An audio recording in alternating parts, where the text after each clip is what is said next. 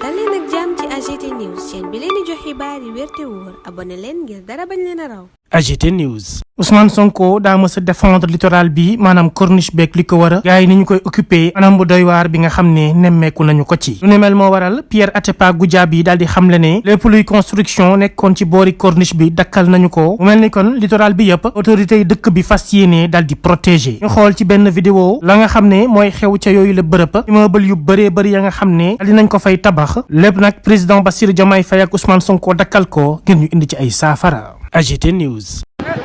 ñi mu concerné ñi ñu jox fii bu yóbboo di la lancer un message bu yóbboo ñu bañ fee def seeni milliards parce que ñun de bu ñu yàlla dénkee réew mi ku fi tabaxoon dinañ ko génne parce que sénégalais yi dañu am accès à la plage et au littoral bu yóbboo ñu bañ fee def seeni milliards parce que ñun de bu ñu yàlla dénkee réew mi ku fi tabaxoon dinañ ko génne parce que sénégalais yi dañu am accès à la plage et au littoral. ñaareel bi mooy les autorités administratives yi nga xam ne ñoom ñooy signé kayit ñu ngi leen di wax ni képp ki nga xam ne sa complicité sa responsabilité engagé na di nga rendre compte devant la justice. te dootul nag faux départ yi ñu defoon tappale yi ñu doon def naan traque des biens mal acquis nga xam ne règlement de compte politique la woon ku fi def loo warut a def yàgg naa ko wax samay discours samay meeting wàllu suuf si ku fi def loo fi warut def bu soobee yàlla bu fi Macky Sall jóge di nga dem rendre compte. te négociation du am intervention du am kilifa du ci dugg di nga rendre compte parce que lu Sénégal yëpp moom ñeenti nit jël ko lekk ci ay milliards dafa dul yoon dafa war a jeex ci réew mi wàllu suuf si ku fi def loo fi warul def bu soobee yàlla bu fi Macky Sall jóge di nga dem rendre compte te négociation du am intervention du am kilifa du ci dugg di nga rendre compte parce que lu Sénégal yëpp moom ñeenti nit jël ko lekk ci ay milliards dafa dul yoon dafa war a jeex ci réew mi di wax nag nii c'est dommage gis nga fi mu ne nii ma nga commencé fële lañ ko jëlee hôtel yi di ñëw lépp jël nañ ko ba fi mu ne nii kenn amatu fi droit local bi yëpp jël nañ ko ñi mu concerné ñi ñu jox fii bu yóbboo di la lancer un message bu yóbboo ñu bañ fee def seeni milliards parce que ñun de bu ñu yàlla dénkee réew mi ku fi tabaxoon dinañ ko génne parce que sénégalais yi dañu am accès à la plage et au littoral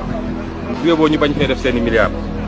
parce que ñun de bu ñu yàlla dénkee réew mi ku fi tabaxoon dinañ ko génne parce que sénégalais yi dañu am accès à la plage et au littoral. ñaareel bi mooy les autorités administratives yi nga xam ne ñoom ñooy signé kayit ñu ngi leen di wax ni képp ki nga xam ne sa complicité sa responsabilité engagé na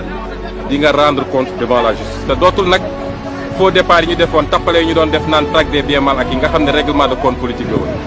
ku fi def loo warut a def yàgg naa ko wax samay discours samay meeting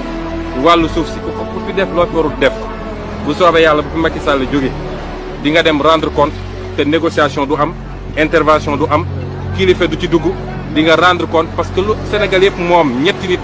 jël ko lekk ci ay milliards dafa dul yoon dafa war a jeex ci réew mi wàllu suuf si ku fi def loo fi warut def bu soobee yàlla bu fi Macky Sall jóge